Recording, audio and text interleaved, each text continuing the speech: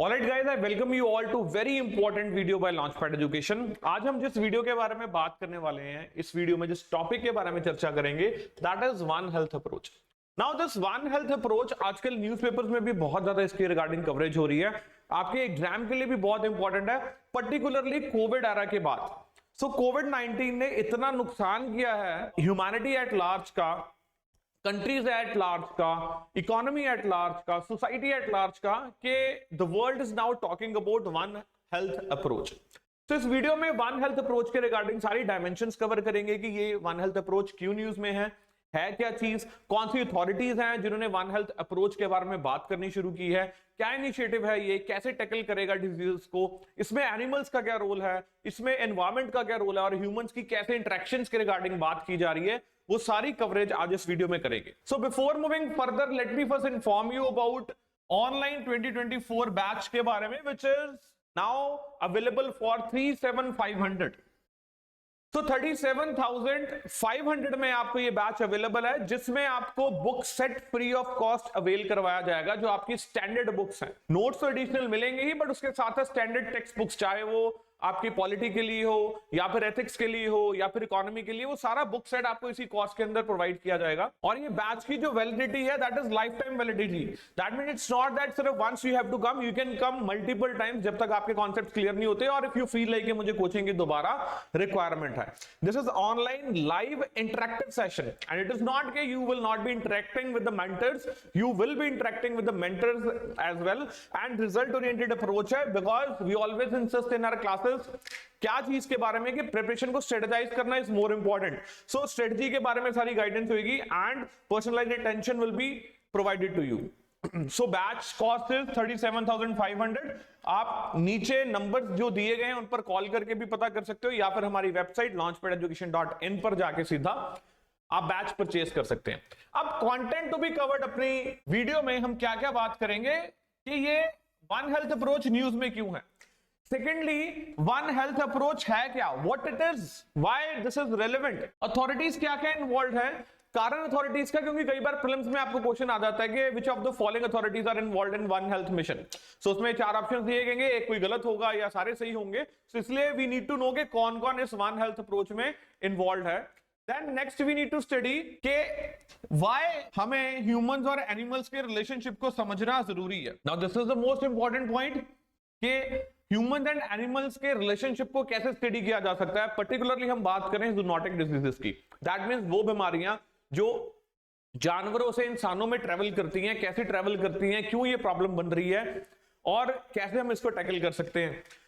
Benefits of one health approach, अगर one health approach हम लेकर आ रहे हैं तो उसका एनिमल्स के लिए भी क्या बेनिफिट है, इंसानों के लिए भी क्या है, एनवायरमेंट के लिए भी क्या है, एंड सोसाइटी एट लार्ज के लिए कैसे ये हेल्पफुल है। देन वी विल ऑब्जर्व के इंडिया में इस चीज का क्या सिनेरियो है, इंडिया ने कैसे इसको हैंडल करने की बात की है या कैसे वन हेल्थ अप्रोच को प्रमोट करने की बात की है। Now let us start. One health approach पहली बात न्यूज में क्यों है। जो कोविड-19 का पैंडेमिक था, उसने अथॉरिटीज का इंटरेस्ट जो है रिन्यू किया इस चीज में कि कहीं दोबारा हमें कोई ऐसी प्रॉब्लम तो नहीं फेस करने को मिलेगी। अगर दोबारा ऐसी प्रॉब्लम फेस करने को मिलती भी है, तब हम उसको कैसे सही तरीके टैकल कर सकते हैं ताकि उतना नुकसान ना हो जितना कोविड एरा में लोगों का हुआ है। दैट मीन्स कि लोगों ने अपनी जानें गंवाई हैं, हॉस्पिटल्स में बेड नहीं मिलते थे, and we all are aware के क्या क्या सर्कमस्टांसेस से हम निकले हैं जब कोविड पैंडेमिक चल रहा था। नाउ व्हेन सब कुछ हमें पीसफुल नजर आ रहा है, सब कुछ हमने टैकल किया है, now we need to focus के आने वाले टाइम में कुछ ऐसा ना हो कि दोबारा हम उन सर्कमस्टांसेस में चले जाएं। So one health approach is related to that only कि कैसे हम अर्ली डिटेक्शन कर सकते हैं, प्रिवेंशन कर सकते हैं, एप्रोप्रिएट रिस्पॉन्स हम इंट्रोड्यूस कर सकते हैं, and what are the plans जिसमें हम ये सारी चीजें हैंडल कर पाएंगे। और वन हेल्थ अप्रोच जो है, it is actually the integral part of this all planning. So pandemic plans are under consideration, integral to which is multidisciplinary one health approach. तो वन हेल्थ अप्रोच हमें यही guide करेगी कि आने वाले time में हमें कैसे चीजों को मैनेज करना चाहिए which is related to health, चाहे वो बीमारियां हैं, चाहे वो बीमारियों के होने के बाद हम कैसे उसको हैंडल करेंगे या उससे पहले early detection. So what is this one health approach? So the idea of one health approach is to understand the interdependence and the relationship. So interdependence plus the relationship किसके बीच में? ह्यूमंस के बीच में और their natural system for better health of people, animal and environment. So interaction हम understand करेंगे, interaction और रिलेशनशिप के बारे में बात करेंगे किसके बीच में? ह्यूमंस के बीच में और उनके नेचुरल सिस्टम। नेचुरल सिस्टम में उनके एनवायरमेंट भी आ जाएगा और एनिमल्स भी आ जाएंगे। अब आगे मैं आपको फैक्ट्स में बताऊंगा कि क्यों इंटरेक्शन इज इंपॉर्टेंट, एनिमल्स की और ह्यूमंस की इंटरेक्शन समझना क्यों जरूरी है हमारे लिए। पहले देखते हैं अथॉरिटीज कौन कौन सी इन्वॉल्व हैं इसमें। तो number 1 is Food and Agriculture Organization of the United Nations, so FAO of the United Nations. Then World Organization for Animal Health, so World Organization for Animal Health is another important organization which is involved in this. So World Health Organization, WHO.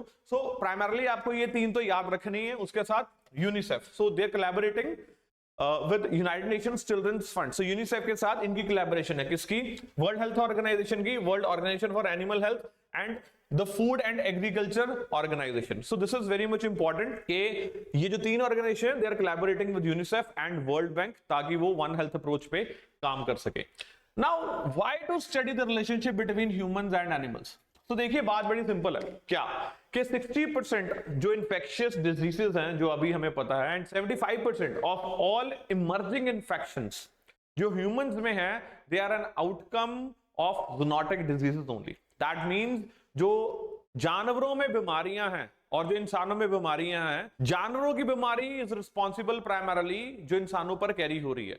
तो अगर इंसानों में 60 to 70% बीमारियां अकर कर रही हैं, it is only because कि जो ज़ूनोटिक डिजीजेस हैं, जो जानवरों की बीमारियां हैं, वो somehow are responsible, they are traveling to humans. तो वन हेल्थ अप्रोच इसी के बारे में सारी चीजों पर फोकस कर रहा है कि कैसे इसको हम टैकल कर सकते हैं। अब now what is the reason कि जो ज़ूनोटिक डिजीजेस हैं, दैट मींस जो जानवरों की बीमारियां हैं, हाउ वो माइक्रोब्स, वो पैथोजेंस, वो वायरसेस, वो bacteria are travelling to humans. The number 1 factor is the irrational use of antibiotics. हम अपनी यील्ड को बढ़ाने के लिए, जैसे पोल्ट्री फार्मिंग की बात करें, अगर हम डेयरी फार्मिंग की बात करें, उसमें हम आउटपुट को बढ़ाने के लिए जो एनिमल्स हैं उनको एंटीबायोटिक्स एडमिनिस्टर करते हैं, और उस एंटीबायोटिक का जो यूज है वो क्या है? इरैशनल है, ताकि जो कैटल की हेल्थ है वो बढ़िया रहे और उसके साथ वो बढ़िया काम करता रहे कैटल, और उसकी मिल्क प्रोडक्शन या एग प्रोडक्शन बढ़ती जाए। अब इसका आउटकम क्या है कि जो वायरस कैटल की बॉडी के अंदर है, या फिर जो बैक्टीरिया कैटल की बॉडी के अंदर, या फिर कोई भी पैथोजन है, वो रेजिस्टेंट हो जाता है उस एंटीबायोटिक से। मतलब इतनी बार उसको वो एंटीबायोटिक प्रोवाइड करवा दिया जाता है कि नेक्स्ट टाइम वो एंटीबायोटिक से रेजिस्टेंट हो जाता है, उसको कोई फर्क नहीं पड़ता। तो वो माइक्रोब जो है, नाउ इट इज रेजिस्टेंट, आप जितनी मर्जी उस क्लास की एंटीबायोटिक दे दो, उसको कोई फर्क नहीं पड़ता। अब नेक्स्ट जब वो बैक्टीरिया ट्रेवल करता है इंसानों में, इंसान भी वो एंटीबायोटिक लेने की कोशिश करता है अपनी बैक्टीरियल इंफेक्शन को दूर करने के लिए, तो कॉन्सिक्वेंस उसका क्या निकल कर आता है कि उस पर कोई भी फर्क नहीं पड़ता, क्योंकि जो बैक्टीरिया है वो सेंसिटिव है ही नहीं उस एंटीबायोटिक से। मतलब that antibiotic is not capable कि अब वो उस बैक्टीरिया को खत्म कर दे। तो इससे क्या होता है? Multiplication of the problem. So problems multiply होना शुरू हो जाती हैं, और हम सभी ने देखा कि कोविड-19 ने कैसे हमें तंग किया। सो ये जो इरैशनल यूज है ऑफ एंटीबायोटिक्स, ये बहुत ज्यादा प्रॉब्लम क्रिएट कर रहा है, which needs to be tackled, which needs to be taken under consideration. So extensive and irrational use of antibiotics, particularly livestocks के ऊपर, to increase the yield in causing the pathogen resistance. So सिर्फ ऐसा ही नहीं है कि animals के ऊपर ये यूज होता है, इंसानों के ऊपर भी एंटीबायोटिक्स का यूज किया जाता है इरैशनली एंड एक्सटेंसिवली। जैसे सपोज कीजिए आपको कोल्ड हो गया, आपको कोई वायरल इंफेक्शन होगी, आप डॉक्टर के पास जाएंगे, डॉक्टर आपको एंटीबायोटिक्स लिख देगा। अब वायरल इंफेक्शन में एंटीबायोटिक का कुछ भी लेना देना नहीं होता है। वायरल इंफेक्शन रिजॉल्व करती है on its own over a period of time. Bacterial infection में एंटीबायोटिक्स देने चाहिए, लेकिन अगर आप वायरल इंफेक्शन में भी एंटीबायोटिक दे रहे हो, तब क्या होता है? जो माइक्रोब्स होते हैं वो रेजिस्टेंट हो जाते हैं एंटीबायोटिक से। दैट मींस उनको पता लग जाता है कि जो एंटीबायोटिक दी जा रही है, इससे कैसे हमें बचना है या लड़ना है। तो इंसानों में भी इरैशनल एंड एक्सटेंसिव यूज है, वो भी रिस्पॉन्सिबल है। जानवरों में भी जो एंटीबायोटिक्स का यूज है वो भी रेजिस्टेंस पैदा कर रहा है। So these pathogen spread to human chain via interaction between the two, and consequently antibiotics don't work. अब देखते हैं बेनिफिट क्या है हमारे पास वन हेल्थ अप्रोच का, that means how one health approach is going to benefit us in this respect. तो पहली बात, पोटेंशियल थ्रेट को रिड्यूस करना है of transmitting the zoonotic diseases to the humans. तो जूनोटिक डिजीजेस यानी कि जो जानवरों की बीमारियां हैं वो कैसे ट्रेवल करती है, फॉर दैट मैटर प्लेग का नाम सुना होगा आपने, कोरोना वायरस है, रेबीज है, ये सारी बीमारियां क्या है, जूनोटिक डिजीज। तो कैसे ट्रेवल कर रही है, उसकी ट्रांसमिशन को हमें क्या करना है, रोकना है। Then second most important is anti microbial resistance. जो अभी मैंने आपको समझाया कि एंटीबायोटिक्स का इरेशनल यूज जो हो रहा है उससे रेजिस्टेंस पैदा हो रही है बैक्टीरिया में, उस चीज को हमें टैकल करना है, कम करना है। नेक्स्ट, फूड सेफ्टी को हमें इंश्योर करना है। Then we have to prevent the environment related health threat to the humans and the animals. So environment related, so it's a holistic approach. One health approach is holistic approach, that means one health for animals, for human and for the environment as well. So then next is हमें biodiversity को क्या करना है, biodiversity को हमें protect करना है। So this is the benefit of the one health approach. अब देखते हैं इंडिया में इस चीज का क्या सिनेरियो है। दैट मींस इंडियन गवर्नमेंट ने वन हेल्थ अप्रोच को प्रमोट करने के लिए क्या करने की कोशिश की है। Number one, government of India has decided to set up the dedicated centre.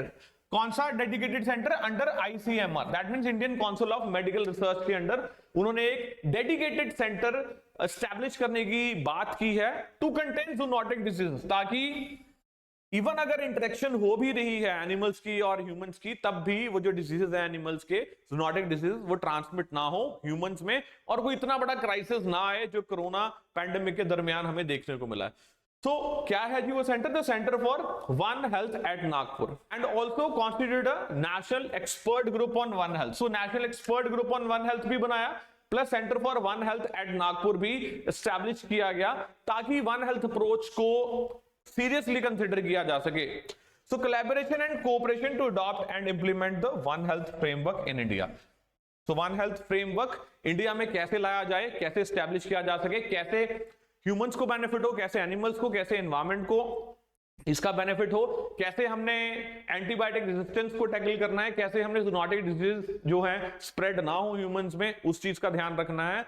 So holistic plan is actually with respect to this one health approach. So India supports the nexus. किस चीज का nexus हम support करते हैं? Science का, social science का, indigenous knowledge का, जैसे आयुष मिनिस्ट्री का योगदान इसमें देना, जो प्रोबेबली आगे अनलीश होगा प्लान में कि कैसे ये सारी चीजें जो इंडिजिनियस हमारी नॉलेज है वन हेल्थ अप्रोच में कंट्रीब्यूट कर पाएंगे या नहीं कर पाएंगे। सो अभी तो बात चल रही है, आगे हमें देखना होगा कि कैसे हम इसको हेल्प कर पाएंगे इन दिस सेंस। अदरवाइज हम इस चीज को सपोर्ट जरूर करते हैं, साइंस को, social science, indigenous knowledge and policy. कैसी policy? National, state and local level, which can put forward strategies and institutions for implementation of one health approach. तो guys I hope one health का agenda आपको समझ आ गया है। Important for prelims, also important for mains, ऐसी चीजें आपके दिमाग में होनी चाहिए, क्योंकि अगर क्वेश्चन आता है कि पैंडेमिक से रिलेटेड क्या चीज वर्ल्ड को सीखने की जरूरत है या लाने की जरूरत है, then you should know one health approach, you should know zoonotic diseases का स्प्रेड करना, यू शुड नो